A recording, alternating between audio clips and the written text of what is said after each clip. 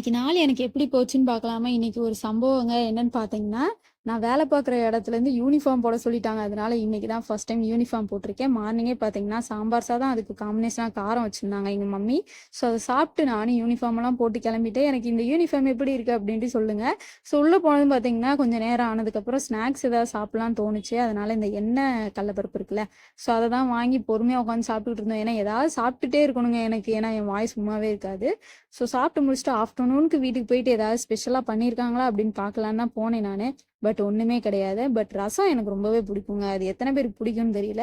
எங்கள் வீட்டில் எங்கள் மம்மி ரசம் சூப்பராக வைப்பாங்க. ஸோ ரசம் அதுக்கு காம்பினேஷனாக மீல் மேக்கர் அப்படியே ஒரு கூட்டு மாதிரி வச்சுருந்தாங்க. ரெண்டுக்கும் சூப்பராக இருந்துச்சு. ஸோ தட்டில் போட்டு வந்துட்டு அப்படியே மனசுக்கு திருப்தியாக உட்காந்து சாப்பிட்டுட்டு இருந்தேன். இதாவது நமக்கு கிடச்சிச்சு அப்படிங்கிற மாதிரி தான் இருந்துச்சு. ஸோ நானும் சாப்பிட்டு செம்மையாக அந்த டேவை என்ஜாய் பண்ணேன். நீங்க எப்படி என்ஜாய் பண்ணீங்க அப்படின்னு மறக்காம கமெண்ட்ல சொல்லிட்டு இந்த யூனிஃபார்ம் எப்படி இருந்துச்சுன்னு சொல்லுங்க. இந்த வீடியோ பிடிச்சிருந்தா மறக்காம நம்ம சேனலை சப்ஸ்கிரைப் பண்ணி வச்சுக்கோங்க. Tata bye.